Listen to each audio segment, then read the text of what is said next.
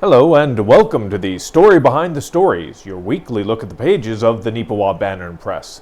Thank you very much for taking a little bit of your time and spending it here with us on NACTV. I'm Eoin Devereux, reporter with the Banner Press, welcoming you to the March 28th edition of the program, and I'm joined this week by owner, operator, editor of the Banner Press, Ken Waddell. Ken, good to have you here this week. Always a pleasure to work with you, Eoin. Well, we'll see about that. We'll see how things pan out in the next 30 minutes. Maybe we can change that, eh? Exactly. We got so much of interest, not just for Neepawa, but surrounding community to be able to share with you in this week's edition of the program. And as usual, we always like to start with the front page. This is a very important story, not just for the community of Carberry, but our entire region. If you are a loyal and consistent reader of our newspaper and viewer of the Story Behind the Story, you obviously know about the tragic accident that occurred at the intersection, the Trans-Canada intersection just north of Carberry. An accident between a handy vehicle and a semi-truck a few years ago. There's been discussions ever since then, finding ways to make that area safer. We've been to many meetings about it. We have shared many details on this process with you throughout the years, and we are very pleased to be able to share one more detail with you as this continues to make forward progress.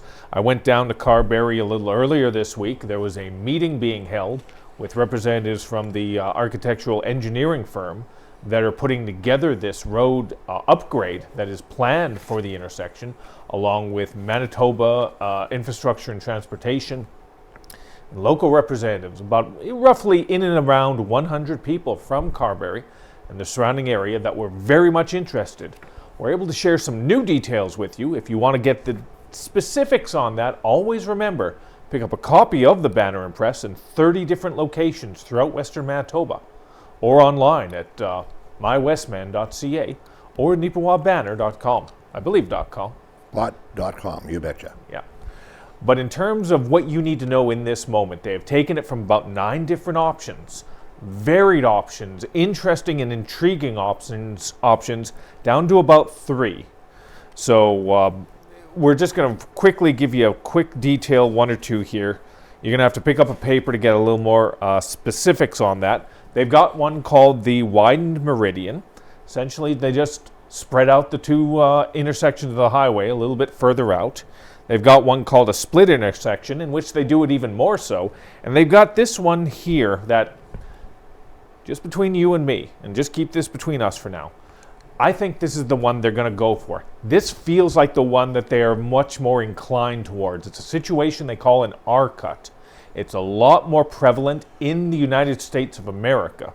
But it sounds like, to me, and I could be wrong on this, you know I've been wrong once or twice before, I got the feeling that this is the one they're ultimately going to lean into for this one, Ken. It's a situation, like I said, I don't want to explain it here. I don't think I could do it justice to explain it here.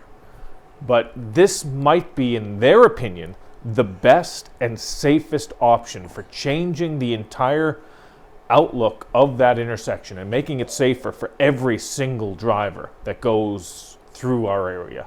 But let me throw it to you, Ken. Let me get your take on, first off, what you think about the meeting and some of the choices that appear to be sort of the final 3. Well, I'm surprised that there was that many to start with. That they've got it down to 3 is interesting. I mean, the names are intriguing. You know, the widened meridian, well, that's pretty simple. Split intersection, well, but R-cut, reduced collision U-turn. It's better than a roundabout, I guess. One person famously said a few years ago, if they ever put a roundabout anywhere, his wife would never get to leave town. But anyway, the R-cut, I'll go into a little detail on it, 'cause I think it's intriguing. Mm-hmm. If my understanding is, if you want to go to Carberry from Neepawa, you'll go down number 5, come to the intersection. You'll have to turn right if you want to go to Brandon. You'll have to turn right if you want to go to Carberry. You go about half a mile down the road, you come to a U-turn. Turn around, make the U-turn, come back on the eastbound lane, and take a right-hand turn into Carberry. I think it's safe. It's a pain in the butt. There are going to be people, especially if they're going to try and take a semi from Highway 5 north of Carberry to the potato plant, they're going to be somewhat annoyed about that. They're going to find somewhere else to go further up or down the highway. That is the very interesting situation you bring up, Ken. All three of these options have positives and negatives to go along with them. The positives for an R-cut is that, and it was explained at the meeting, this is, of the three options left, the safest without a shadow of a doubt in terms of multi-vehicle accident potential. This is the very safest of these options remaining. The negative, however, as Ken said, is that it is going to add time. You're not going to believe this, but they have it averaged out. For, let's say if you're from Neepawa and you're driving down the Carberry, in order to get where you're going right now, comparatively to get where you're going maybe 5 years from now if they use an R-cut, it's going to add on average 67 seconds more to your drive. So as Ken said, you're going to go down, then you're going to have to go on the highway, do a U-turn, come back around, head down to Carberry. If you're coming up from Carberry, you got to go up, you got to start driving towards Portage la Prairie, do the U-turn, and up towards Neepawa. It is a little inconvenient, let's not lie, let's not pretend that it's not going to add a little bit. But that's the thing. I mean, you've got to weigh the ebb and flow, the positive and negative behind this. It is the safest option without a shadow of a doubt, comparatively to the other two, but it is going to add a little bit of time. So, well, yeah, I mean, if you think about it, anybody who goes through that intersection and had the choice between taking 67 seconds more or having a collision, they wouldn't take long making the decision. No. And now people say, well, you can go through that thing 1,000 times and there not be a collision. Yep. Yeah, but that was the worst highway accident in the history of Manitoba, as far as I know. And let's be honest as well, if you have lived in Western Manitoba for any extended period of time, I've lived in Brandon for many years, Portage la Prairie, Neepawa for the longest time, we have all in some way or another use that highway for something. And I think we have all, if we've been driving for an extended period of time, had at least one close call. Yeah. I know I have. And I'm a relatively careful driver. I believe I am. I haven't had an accident since the 90s, so that's a pretty good run. And now I've jinxed myself. Yeah.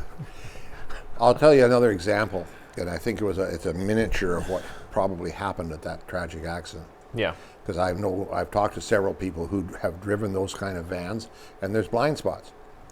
And it's a fairly big blind spot because of the dividers and anyway, whatever. We drive minivans. We have 3 of them for our deliveries and for personal use. And one intersection that really, not that one, but one intersection that really means you have to be careful. Never mind if it's foggy or snowy, but a clear day. Go number 16 to Minnedosa. You pull up at the stop sign there, and you look to the south. Let's say we're heading to Brandon or Rivers, which we do every week. We go to Rivers every week. You look to the south. Okay, there's 2 vehicles coming. Is one of them going to turn and go to Neepawa, or are they coming through? Okay, way's clear. Pull into the intersection. Stop. It's only a yield sign to turn south. It's a right-hand speed curve to go north. But to turn south, it's a left-hand with a yield sign. And you pull up there. And next time you go there, if you're driving a van or even a car, and there's traffic coming from the north, a whole semi can be lost in the blind spot of that front piece, the windshield post on your passenger side. Right. I've seen it happen, and a car disappears in that blind spot, no problem at all. And let's be honest as well, historically, and we've talked about this unfortunately more often than I've wanted us to be able to talk about it. Accidents occurring in that exact spot where Ken just talked about over by Minnedosa. Multiple accidents where we've unfortunately had to share the details with you in the pages of the paper. Difference being, of course, that these were 1 vehicle, 2 vehicle, 3 vehicle, 3, 4. The magnitude, the sheer size, comparatively to the amount of life that was lost In Carberry, every life is consequential. Don't get me wrong on this, but the fact is one person passed away or two people passed away in the grand scheme of things doesn't have that big of a media blueprint, spotlight on a national level. What happened north of Carberry did have that, and that facilitated significant change, this significant change. And I am fearful, when you bring that up, Ken, I'm fearful that unfortunately no change is going to happen over by Minnedosa until something much more magnificently tragic happens. Yeah, it's unfortunate. Pardon me, losing my voice. It's an unfortunate situation, and they aren't going to change. Another thing is the speed zone east of Neepawa should have been changed years ago. That's another whole kick I could get on, but I won't today, I guess. We're going to move on in a moment here, Ken, but I just want to throw in one more thing. Now, you may be curious and you may be wondering, you talked about these three options, but what about the two most obvious options? What about the concept of an overpass, and what about the concept of a roundabout? Well, both of those have been kiboshed, but for different reasons. In a recent edition of the Brandon Sun, the mayor of Carberry explained essentially that the overpass was off the table. Didn't elaborate too much further than that, other than say there was a non-starter. Okay, understandable. But what about a roundabout? They explained that during the meeting, and in essence, and I'm paraphrasing slightly here, but it is explained further in the story. But in essence, the sheer shape of a roundabout, a proper roundabout on the Trans-Canada Highway, would take up too much land and it would slow down traffic to too large of a degree. We have to remember, this isn't a side street in your local community. This is the Trans-Canada Highway. So they have to weigh the concept of safety with commerce. And quite honestly, that sounds like the reason why a roundabout is a non-starter on this as well. We're going to cover this. We're going to continue to cover it over the next few weeks. A decision will be made, most likely by the summer, because they want to get to work on this by the end of 2025, early 2026. So we will continue to bring you these sort of updates on the pages of the Banner Press. All right, let's get a little closer to home here. We had our recent council meeting. If you're not able to watch it right here on NAC TV, we're very pleased and proud to be able to share some of the details with you in the Banner Press. There were a few notable individual stories that popped up out of this. And I'll be honest with you, I'm sick and I'm tired of writing this story that we're going to talk about next. I'm tired of it. I really am. And if I'm tired about writing about it, I can only imagine what the people in the administration for the town of Neepawa are feeling about this. I'm talking, of course, about grease disposal in our water and sewer lines. We've had this story 2 or 3 other times in this paper. People in this town are still disposing of their grease from their fryers, their whatevers, in the water lines, in the sewer lines, in the toilets. They've tried very nicely, and by they I mean the town of Neepawa, they've tried so nicely to inform people of this, to let them know that this is not good. This clogs up the pipes. This is a very expensive sort of thing that needs to be repaired. But it continues to happen. Ken, let me throw it to you here. What do you think about this whole situation that's been an issue for the last 2 to 3 years? Well, I got a story. Mm-hmm. About a month and a half ago, came downstairs on a Sunday morning. That doesn't smell right. Down to the basement, 2 inches of sewage over our whole basement floor. Right. Now, we were fortunate as much we just have basically a cement floor in our basement. Mm-hmm. We don't have any hardwood. We don't have any carpet. We don't have any vinyl tile or anything like that. So we just had 2 inches of sewage in our basement. Called the plumber, and he comes. He does the rotor-rooter thing with his power rotor-rooter. He says, "How far out are we from the street here, Ken?" I says, "Well, the lot's only 100 feet deep, so..." He says, "Well, I've got 100 feet of line in there already." So what had happened was he got all the way out to the street, couldn't get anything to go through, phoned the town. They came along and open up the manhole cover, and this is what they found. You'll find it on page 2 here. That's the actual picture, I think, of our sewer line. And it was clogged completely full with grease. It took them about a couple of hours to use the jet truck, vacuum truck, and then all of a sudden you hear this, oh, there's a swishing sound in our basement. Our sewage is going back down where it belongs. Yep.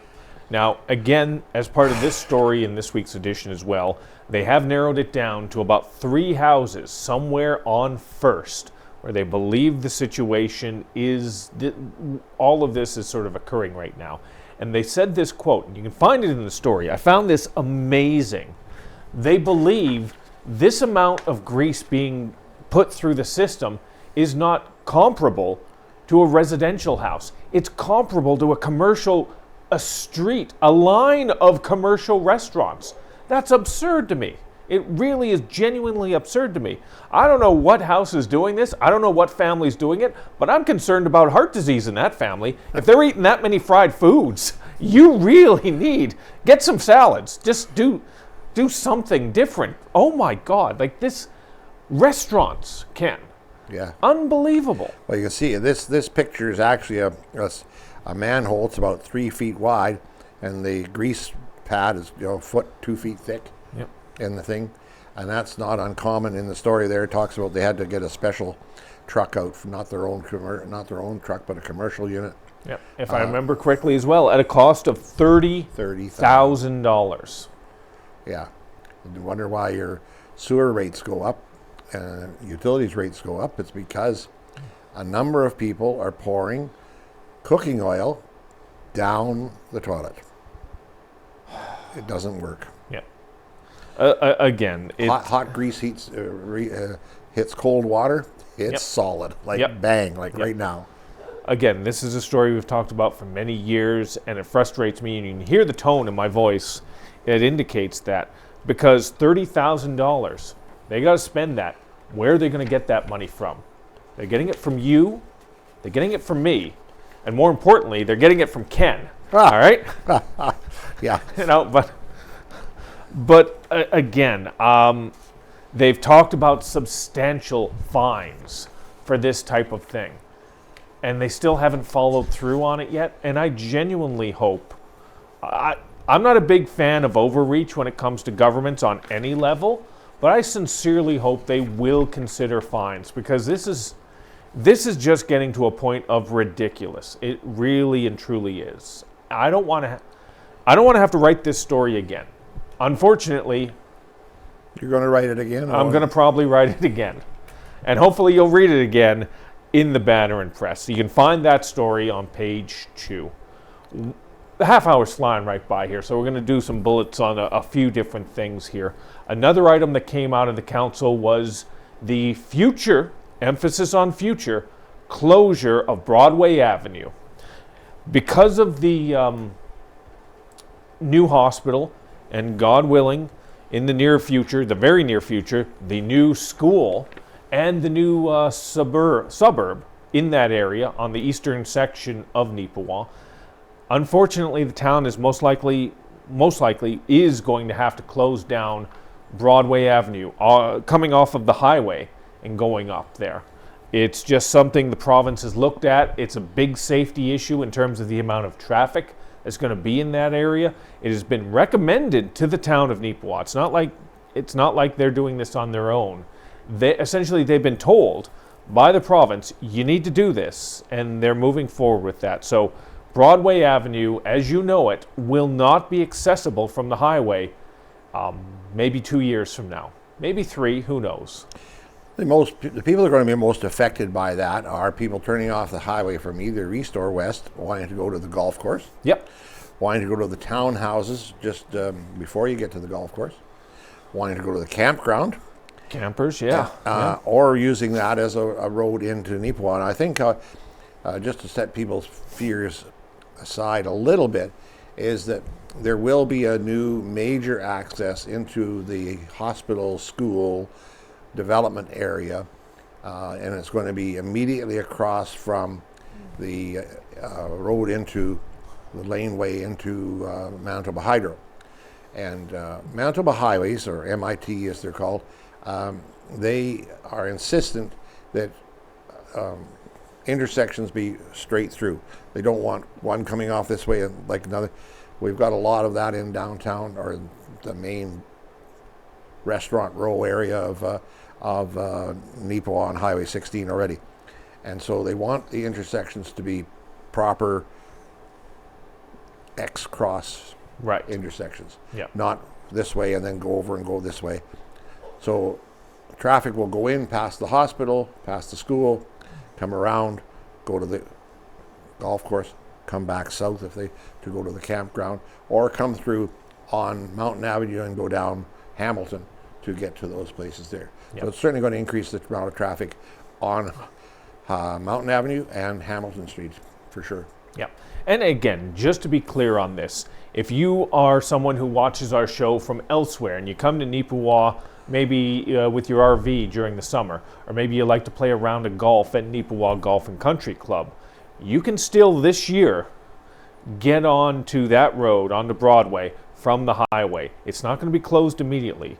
It's something that's going to happen in the future when our new school is starting to become prominent, when there are shovels in the ground, essentially.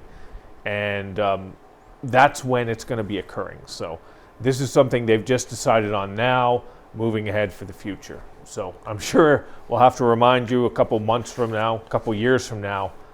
But in the grand scheme of things, I think this is in the best interest of Neepawa, and I hope it is. So, all right. With only a few minutes left, we got so many different things we got to get through.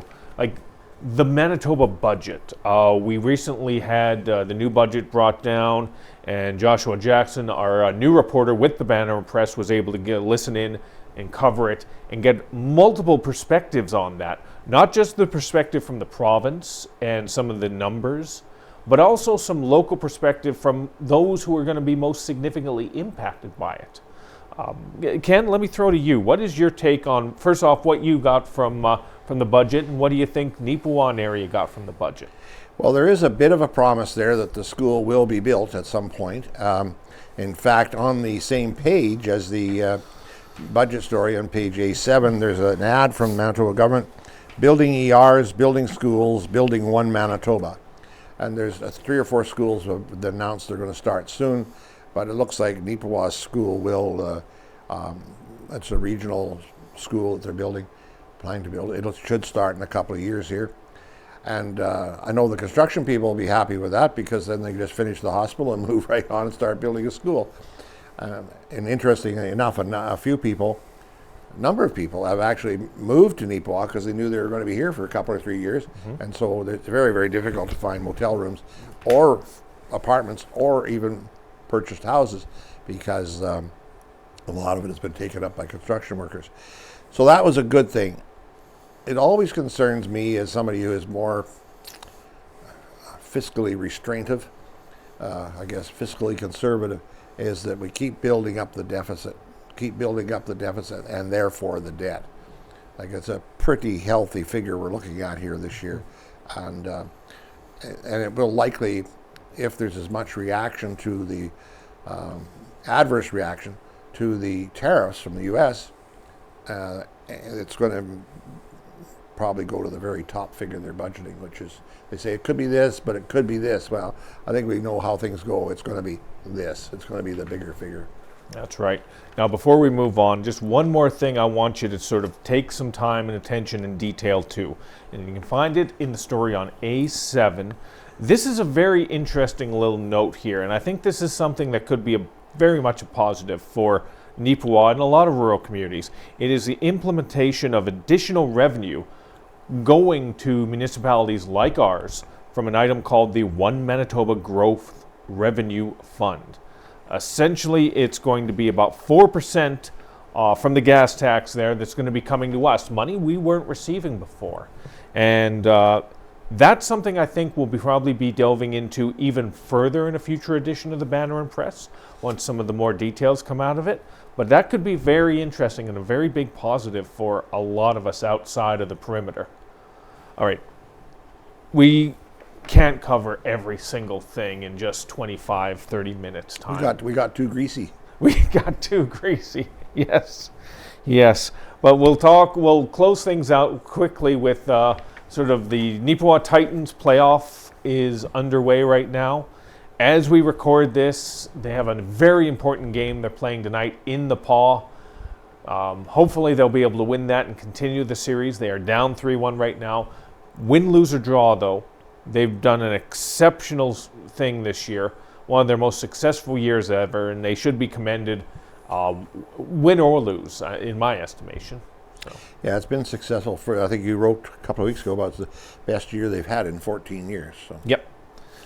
That's progress. It is. We'll take it. Yeah. A couple other things. If you pick up a copy of the Banner Press, once again in 30 different communities throughout Western Manitoba, you can find out a little bit more about a new running club in the community of Neepawa, trying to get you up and get you going as they head into the spring and into the summer. We've also got 8 pages for our Farmers Advocate and a lot of in-depth in there. Some local items. Joshua wrote about the situation in Western Manitoba related to wild pigs. Ken, you got a wonderful feature story about Ingrained Flour, a family-oriented company. Hopefully it'll take a minute to read about that. And of course, farmland values in Canada. Are they going up? Are they going down? You got to pick up a copy of the Banner Press to find out which. So that pretty much wraps it up for this week's edition of the Banner Press. Ken, thank you as always. Well, it's good to be here. It's really nice. Thank you to our advertisers and our staff for putting together 28 pages this week, and it's nice to see. And thank you, not just as a loyal reader of the Banner Press, but a very loyal and consistent viewer of NAC TV. We don't exist if you're not here. And we always like to get news, information, anything from you. So if you have any story ideas or suggestions, always remember, give us a call at 476-3401 or send us an email at news@neepawabanner.com. That pretty much wraps it up for this week. Thank you as always. And thank you, Ken. Good to be here. Thank you. Thank you. We will see you again next week on The Story Behind the Stories.